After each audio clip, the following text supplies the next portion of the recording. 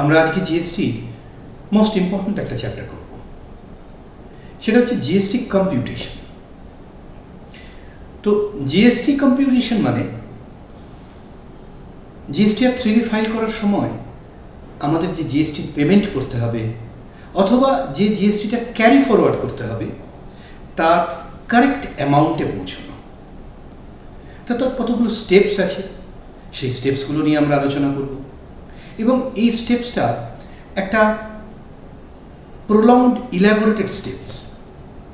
এটা যত দিন যাচ্ছে তত যেমন কিছু এআই ইন্ট্রোডিউসড হওয়ার কারণে কিছু কিছু অ্যামাউন্ট সিস্টেম জেনারেটেড হয়ে যাচ্ছে, আবার অন্যদিকে সেরকম তার একটা ভিভিড এবং ডিটেলস রিকনসিলিয়েশনেরও দরকার, যাতে পরবর্তীকালে কখনো অডিট ট্রেলের জন্যে, জিএসটি অডিটের জন্যে, যে কোনো কারণে সেই কম্পিউটেশনটাকে যেন সাফিসিয়েন্টলি ডকুমেন্ট দিয়ে এবং তার মেথড দিয়ে এক্সপ্লেন করা যায় যে কম্পিউটেশনটা কারেক্ট কম্পিউটেশন ছিল। আপনারা স্ক্রিনে দেখতে পাচ্ছেন যে এখানে মোর অর লেস 5টা স্টেপ আছে, যেটা স্টেপস অফ জিএসটি কম্পিউটেশন বলে আমরা ডিসক্রাইব করছি। নাম্বার 1 স্টেপ হচ্ছে determination of transaction value of outward supply. অর্থাৎ আমরা যে আউটওয়ার্ড সাপ্লাইটা করলাম, একটা রেজিস্টার্ড পার্সন যে আউটওয়ার্ড সাপ্লাইটা করলো, সেটা গুডস বা সেটা সার্ভিস, তার ট্রানজ্যাকশন ভ্যালুটা সঠিকভাবে ডিটারমাইন করতে হবে। এরপর হলো determination of GST element and GST rate. Intrastate না ইন্টারস্টেট সাপ্লাই, তার উপর নির্ভর করে কি জিএসটি এলিমেন্ট হবে, অর্থাৎ সিজিএসটি হবে, এসজিএসটি হবে না আইজিএসটি হবে বা ইউটিজিএসটি হবে, সেইটা ডেস্টিনেশন অফ সাপ্লাইয়ের উপর নির্ভর করে সেটা ডিটারমাইন করা। নেক্সট হচ্ছে জিএসটি রেট, অর্থাৎ যে প্রোডাক্টটা বা যে সার্ভিসটা আমরা সাপ্লাই করছি তার সঠিক রেটটাকে জানা এবং রেটটাকে অ্যাপ্লাই করা। Determination of eligible input credit. Input credit কি?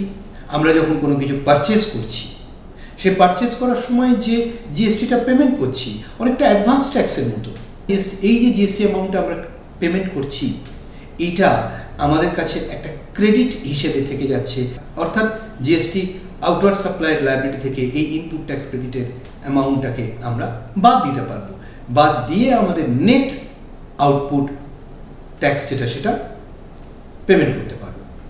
তারপর হচ্ছে reconciliation of GSTR 2A, GSTR 2B and books.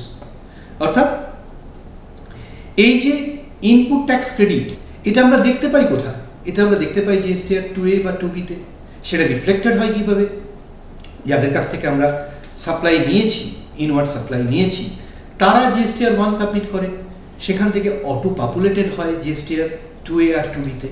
কিন্তু জিএসটিআর 2A আর 2B-তে সবসময় একই অ্যামাউন্ট থাকে না। কেন থাকে না?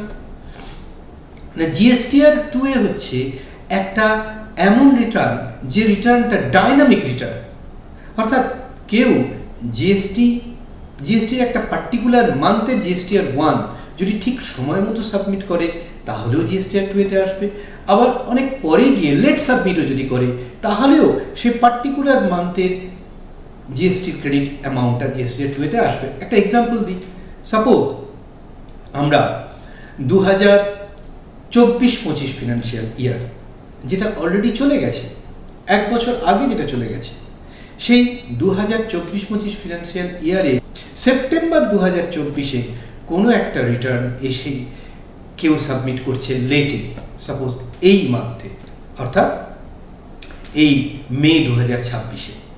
তাহলে আমরা যদি সেপ্টেম্বর জিএসটিআর 2A দেখি, তাহলে দেখব সেই সেপ্টেম্বর জিএসটিআর 2A এর মধ্যে, যেহেতু ওইটার যে সাপ্লাইটা হয়েছিল তার বিল ডেট রয়েছে, আউটওয়ার্ড সাপ্লাইয়ের ইনভয়েসের বিল ডেট সেপ্টেম্বর 2024-এ রয়েছে, সেইটা কিন্তু ওই সেপ্টেম্বর 2024-এর জিএসটিআর 2A এর মধ্যে গিয়ে আমরা দেখতে পাবো যে এই মে 2026-এ এসে তার রিফ্লেকশন রয়েছে।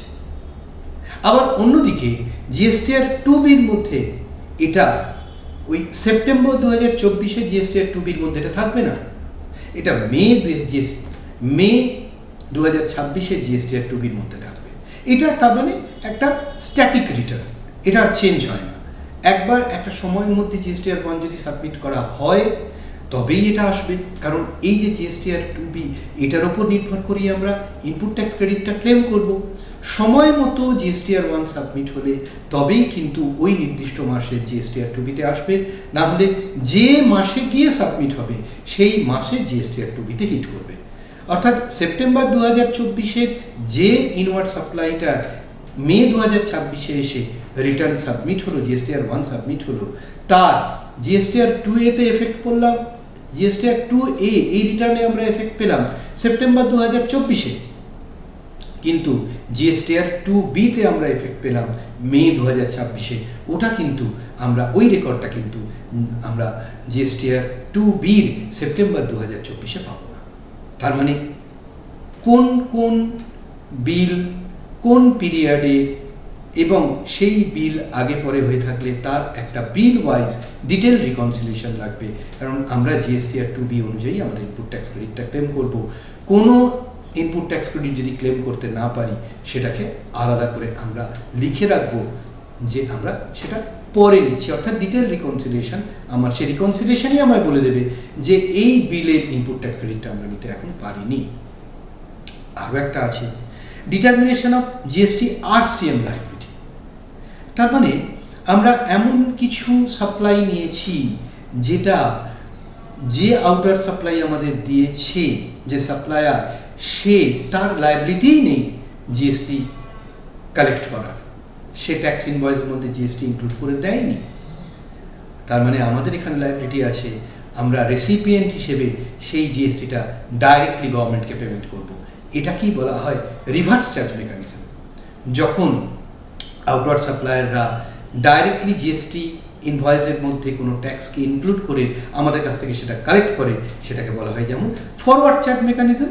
যা সেরকম আবার আউটওয়ার্ড সাপ্লায়াররা যখন জিএসটি অ্যামাউন্টটা তার ট্যাক্স ইনভয়েসের মধ্যে ইনক্লুড করে নিতে পারে না, যখন সাপ্লায়ার যখন ইনওয়ার্ড রেসিপিয়েন্টকে যে রিসিভ করছে তাকে ডাইরেক্টলি ওই জিএসটি অ্যামাউন্টটা পেমেন্ট করতে হয়, নট থ্রু আউটওয়ার্ড সাপ্লায়ার, অর্থাৎ যার কাছ থেকে সেই সাপ্লাইটা নিচ্ছে তার কাছে জিএসটিটা পেমেন্ট করতে পারে না, ডাইরেক্টলি গভর্নমেন্টকে এই অ্যামাউন্টটা পেমেন্ট করতে হয়, সেটা RCM। তাহলে সেটারও আমাদের ঠিকঠাক মতো লায়াবিলিটিটা ক্যালকুলেট করতে হবে।